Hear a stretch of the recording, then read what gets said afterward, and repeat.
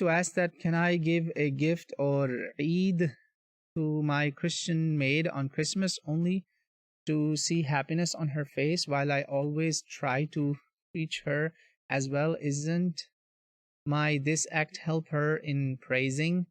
That's a difficult question. Problem.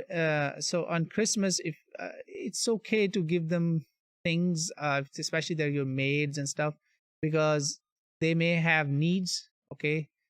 However, the problem is the same, that we are contributing to the shirk, partnership of God. Look outside the churches. A lot of churches, they're right. Lord is born. God is born today. So when I'm giving her money on that day, or to my employees, I know in Muslim countries people are doing that just to, please our Christian brethren. But I think this is not a wise thing to do.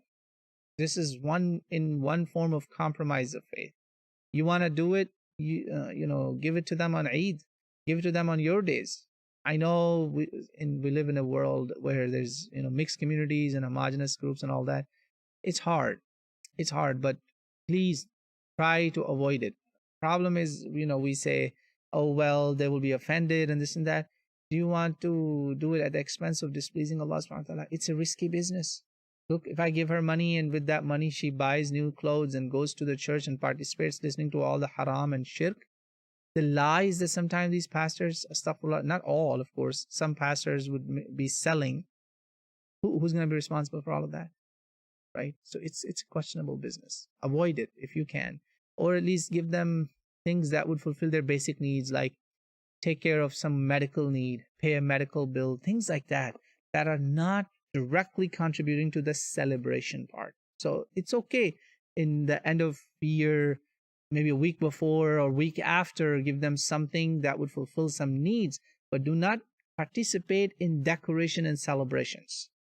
Then we are actually affirming it for them that you're on the haqq, you're on the truth, or you do what you want to do. I don't have to give you da'wah. That's dangerous. The message we have to give them is that we're not celebrating Christmas and Easter because these both holidays, you have a very serious connotation with it. In fact, Christmas and Easter both have problems of shirk associations with it. May Allah save us all.